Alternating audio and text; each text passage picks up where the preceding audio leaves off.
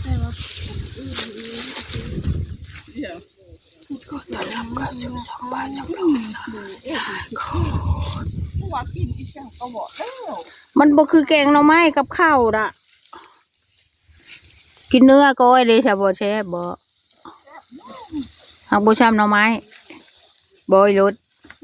บ่ช้ำหน่อไม้บ่พี่ช้าง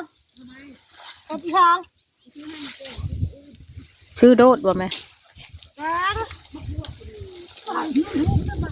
มักบวบก็เอาอยู่เฮือนอีเตื้อยแล้วบ่แพ้เฮือน แกงกูจะแกงแต่เช้า โอ้ยบ่แซ่บเก่งแต่เช้าละ แกงไปกินมื้ออื่นคอยจะแกงเขียนไม่นาง โอ้ได้ฮอดเขียดมาเนี่ย กระซื้อแกงเขียนมันร้อนจ้าอะไรแกงห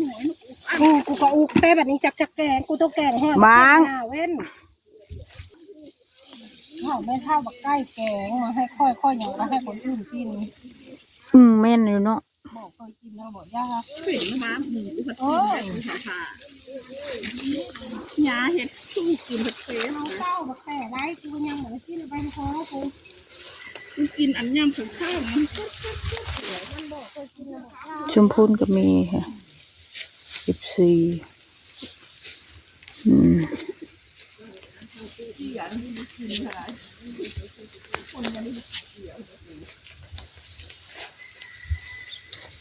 กินก็เธอซื้อเสด็จอีโวเสด็จแล้วละ เกี่ยวข้าวเบาสิมันนี้มีคนมาช่วยเยอะแยะตะแปะพันนา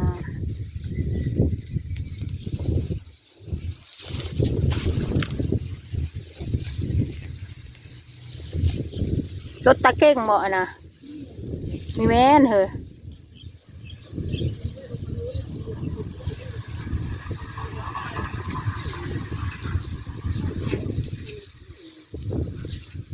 เอิญก็บ่ได้ยินได้นางสาวชุลิวงศ์นี่เนาะกันอีเตื้อยเอิญนะวกแวกเดินเขาก็ไปกับผู้ชาวฮะนะผู้ชาวกับผู้ชาวเนาะรถเอาปะเท่าเนาะพี่จังกับป้าอีเตื้อยความได้กินของดีแท้หน้าขาวเป็นเว้นรถ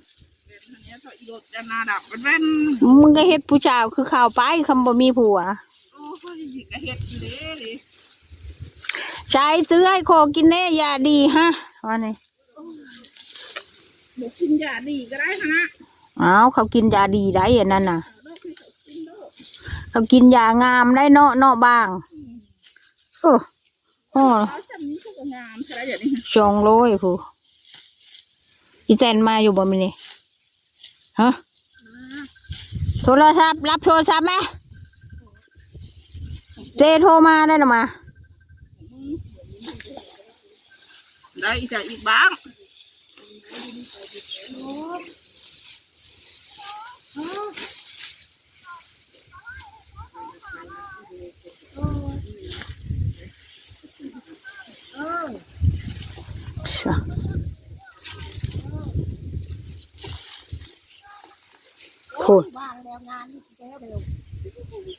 ตัวเองเขาเบิดไปกดมันอยากถามมันอยากให้ค่อยเห็นงานพร้อมค่อยการเห็นเฮ็ดงานนี่ช่างงานอสม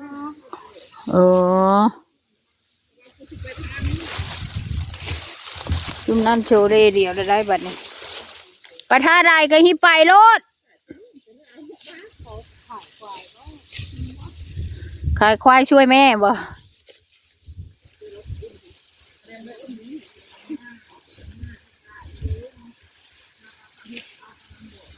มองหันนั่นลาว่ามันยังบ่ชุก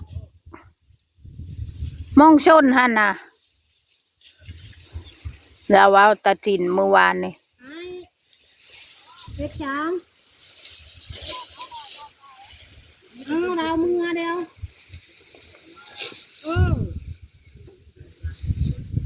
กูเด็กพาย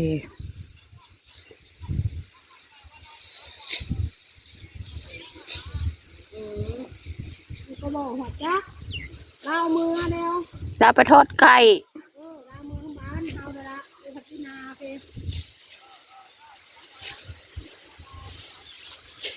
ดาวมือเห็ดกินแล้ว เอามากูจังถามให้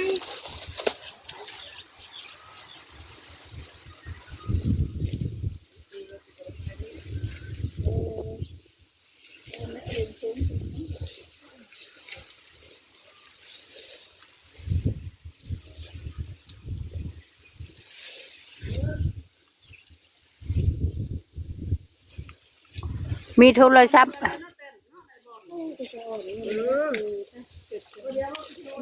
ใช่เห็นได้ของเที่ยวข้าวได้ขับรถเดียวตัวขับ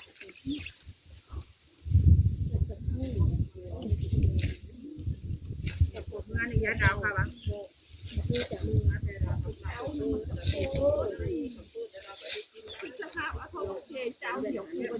เอาวะเสาเดี๋ยว7,000 กว่าบาท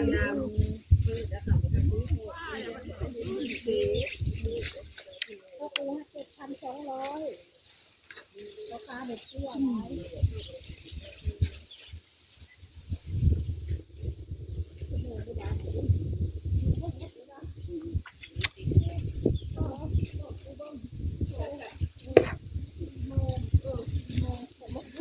จะมาให้โทรร่วมนะเดี๋ยวนี้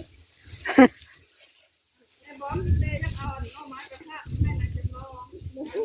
มือจะตกอาหารมันดูจะตกอาหารจะบุ้มมาหลายตัวมือทีนี้ก็บอกถือโทรศัพท์มีรถโทรให้นี่ลูกไปโทรไม่ได้รัดก็ที5 โมง มันมาแล้วบ่ไอเจน่ะ บอกที่นี่เลยเด้อว่าดานมันตกเตียงมันเว้าแต่ว่าได้ตกจับแล้วบอกมันเลยเด้อให้มันไปหาดานมันเด้อหมูให้ยักขายหัวนี้เนาะมันก็อีกอันนี้มันจะเจ็บเพราะที่เราอกนะแต่เดี๋ยวเป็นจังจะดูบ้างผัดหมูกระทะให้จังเก่งค่ะมื้อเช้านี่ก็เดี๋ยวผัดให้เราหมูกระทะผัดแค่กระทะให้เราผัดหมูทำรายงานเป็นที่ทำรายงาน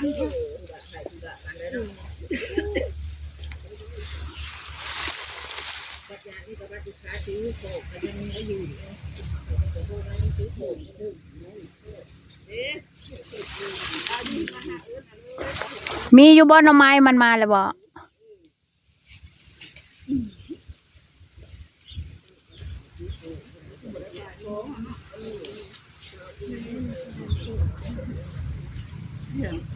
มันมาแล้วบ่ไอเจนะ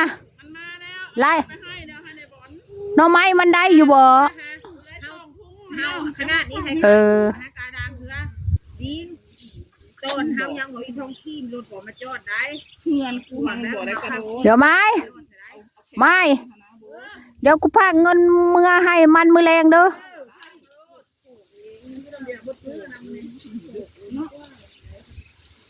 ชื่อไปให้เขาดองหน่อไม้นะชื่อไปให้แขกคนอีสานไม่ต้องกินหรอก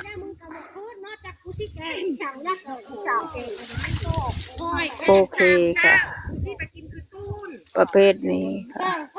โอเคก็จบคลิปแค่นี้ค่ะบ๊ายบาย